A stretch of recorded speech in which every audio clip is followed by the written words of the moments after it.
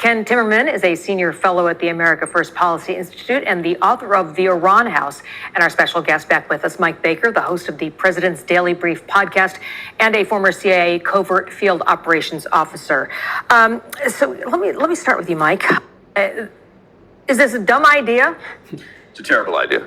Why? Because we've spent weeks and weeks and weeks berating and bombing the Iranian regime, saying you've got to open the Strait, and because the Iranian regime has been pushing to impose tolls. Right now, you can dance around this as much as you want, like Senator Wicker is, and say this is a toll. It's not a toll. It's a security fee and everything. This is a monumentally bad idea in the sense that we've been telling them you can't do this. It's freedom of navigation, as Secretary of State Marco Rubio said.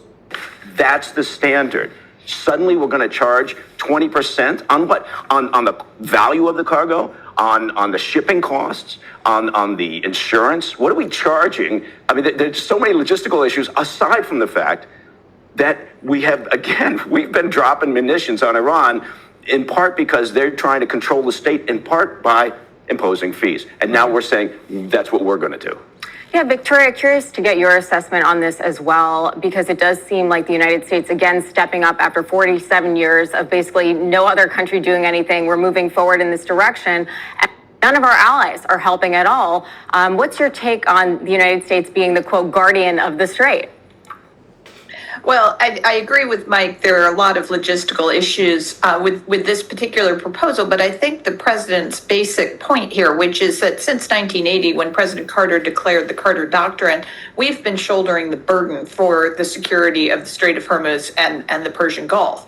And that has been a very expensive proposition. We just did the entire Epic Fury and the ongoing operations that we've seen as recently as last night. We're bearing the burden of that as well. And obviously the Persian is one of the wealthiest places on the planet. And so I think what he is saying is that we will ensure that freedom of navigation that Secretary Rubio was talking about will make sure those ships can get out. But that region should help bear that burden. I think that's all this is. I think it can get worked out. I think they will happily do it. And so I really don't see this as much of an issue. Ken, does it need to be called something else? Because, we've got everybody on record is saying that, Iran shouldn't be charging tolls. It was, the president was saying free and fair passage. Is there a different way to phrase this? Because Iran, quite frankly, they were not they never ratified the law of the sea from the UN, so they can say, well, we aren't binded by this, whereas the United States is. How can we accomplish what the president is trying to do without crossing the international law lines?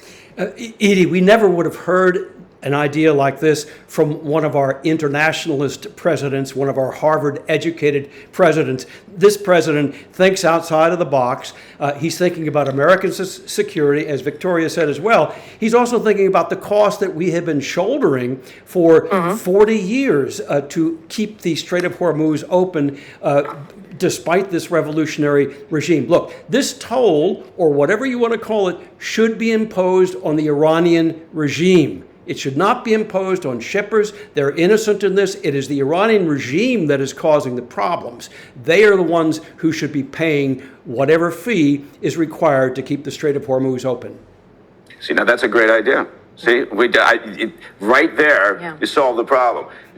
Don't hand back for assets. So you know what? These assets are going to pay for the security of the Strait, as long as we have to engage in this blockade and also the escort of the commercial shipping.